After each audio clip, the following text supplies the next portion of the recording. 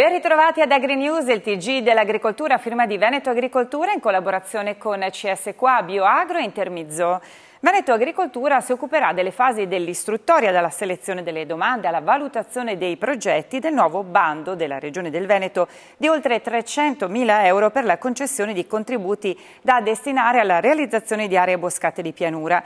Il bando, destinato a pubblica amministrazione, consorzi di bonifica, associazioni e fondazioni non aventi carattere di impresa, scadrà il prossimo 20 luglio.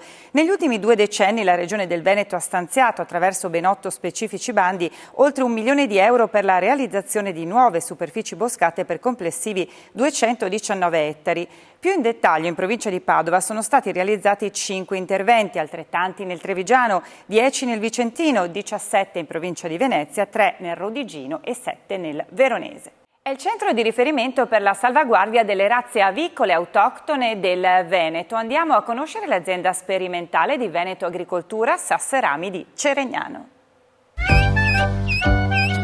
È il centro principale di conservazione della biodiversità avicola del Veneto. Nell'azienda sperimentale Sasserami di Veneto Agricoltura di Ceregnano è attivo il progetto di salvaguardia delle 16 razze avicole autoctone del Veneto, patrimonio storico del territorio. Il progetto è fatto in collaborazione con l'Università di Padova per la genetica, per quanto riguarda la parte sanitaria con l'Istituto Zooprofilattico e poi con le scuole per fare questi centri di conservazione sparsi nel Veneto, perché non dimentichiamo che è difficile allevare all'aperto, non dimentichiamo che abbiamo sempre l'influenza aviaria che una volta all'anno fa capolino in Veneto. L'obiettivo è anche quello di diffondere queste razze. Cercare di diffonderle nel territorio perché sono andate un po' dimenticate. Quindi qui noi siamo aperti a privati, ad operatori, a chiunque siano interessati a questi animali che hanno questa caratteristica particolare, essere rustici. E quindi, come vediamo, essere liberi in tutti i periodi dell'anno. La difficoltà maggiore è quella degli accoppiamenti. Biodiversità vuol dire che questi animali sono consanguigni.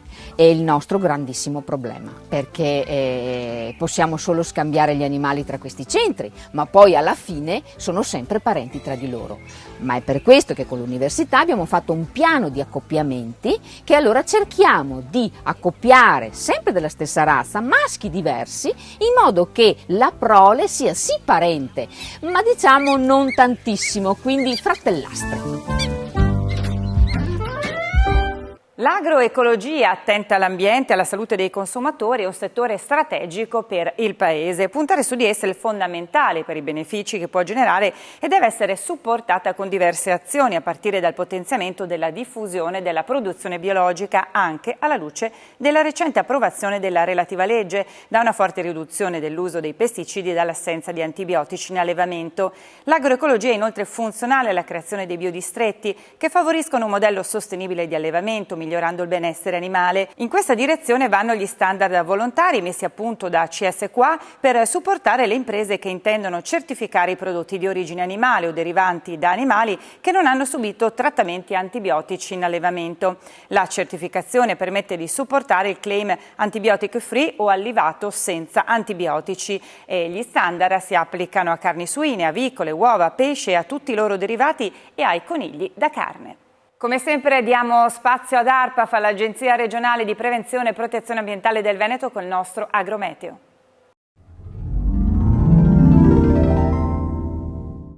Il tempo soleggiato, con temperature ben superiori alle medie del periodo, associato alla prolungata mancanza di precipitazioni, ha provocato sulla vite un generale rallentamento dello sviluppo vegetativo, specie nei vigneti più esposti alle alte temperature e allo stress idrico.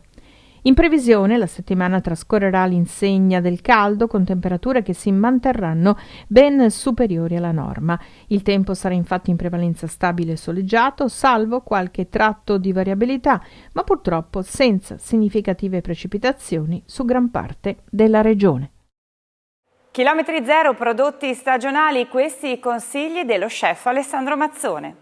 Oggi andiamo a preparare una ricetta per i nostri cari amici vegetariani e vegani, una maniera di interpretare le verdure un pochino più divertente e colorata. L'abbiamo chiamato giardinetto, in realtà tutte le verdure, le migliori verdure del Veneto che in questo momento sono a disposizione e come in un giardinetto non potevano mancare ovviamente i fiori eluli che daranno al nostro piatto una ricchezza oltre che visiva anche gustativa e un apporto di minerali e flavonoidi. Mondiamo le verdure e andiamo a cucinarle tutte separatamente. La cosa importante di questo piatto, mi raccomando, è cucinare le verdure molto poco, al vapore se possibilmente.